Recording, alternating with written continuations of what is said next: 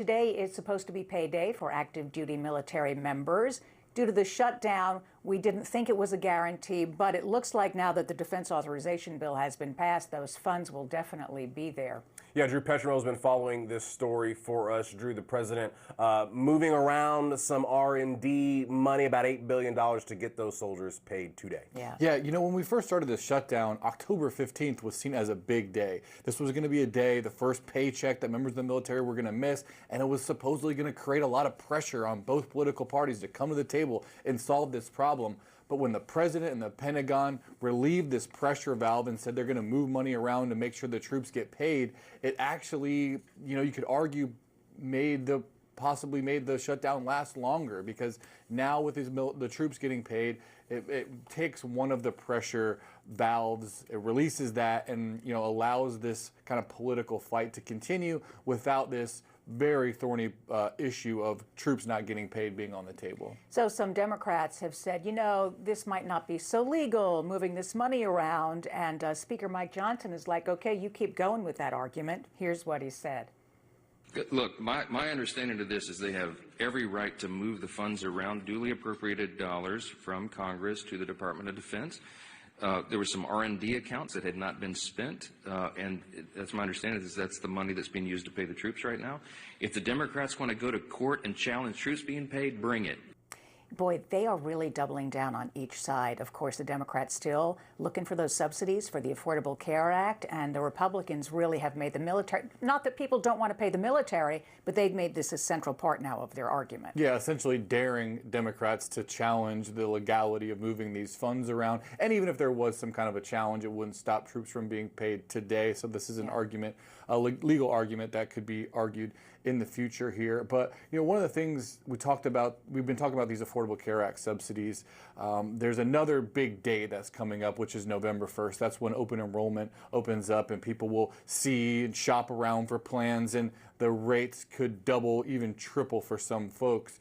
We've heard from the president of the National Association of State Insurance Commissioners this week. He represents commissioners in each state. Some are Republicans, some are Democrats, some are appointed, so they're nonpartisan. He said there is complete uniform agreement that these subsidies should be extended among all of the insurance commissioners across the country, just kind of driving home how big of an issue this could be. So you have kind of both sides still in their corners. The wild card here, of course, is the president. He's been overseas this week, now back in Washington, going to be facing the cameras throughout the week.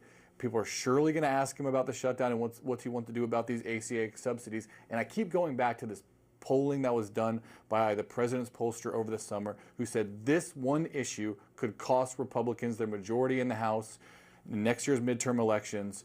What does President Trump do, and how forcefully does he weigh in? Does end up Republicans thinking making a deal and taking this off the table as a political issue next year is advantageous for us politically? Then how they exactly get to that deal, if both sides have to give a little, I think that's going to be a very interesting thing here to watch, not just the rest of the week, but the rest of the month. He's going to have to convince Majority Leader Thune in the Senate of that then, because as we can see on I don't know if you guys can zoom in, the front page of the Hill's newspaper this morning, it said, with the shutdown entering its third week, Thune is deploying some tougher tactics. What is he doing to try and move the Democrats to their side? Well, so as we've been in this shutdown, we talked about these 8 votes that came up for the Republican plan that passed through the House.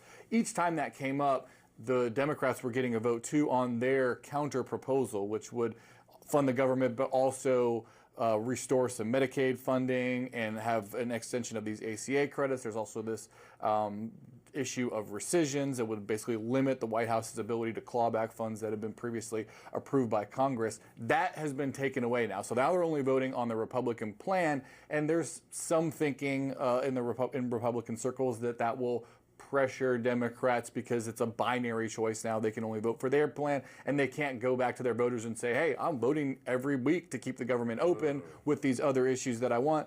Whether or not that's really going to put the screws on Democrats enough to force them to completely capitulate to the Republican demands, I'm pretty skeptical. Well, it would seem they're going to hold on for another 2 weeks because once those premiums go up, there's going to be a lot of upset people out there. Yeah, and but the thing is, you have a huge split in the Republican Party, and it's kind of, they always say politics creates strange bedfellows. On one side of the Republican Party, you have Marjorie Taylor Greene, one of the most conservatives. She says this ACA issue is a big problem. You have Representative Kevin Kiley from California, one of the more moderate members. He wants them to deal with this issue too. So there's a lot of competing factions in both parties, really, on how to handle this shutdown. Yeah, on the opposite side, you got guys like Chip Roy who say now is the time for Republicans to really do something big on health care. Meanwhile, the government remains closed. Drew, thanks so much for your time.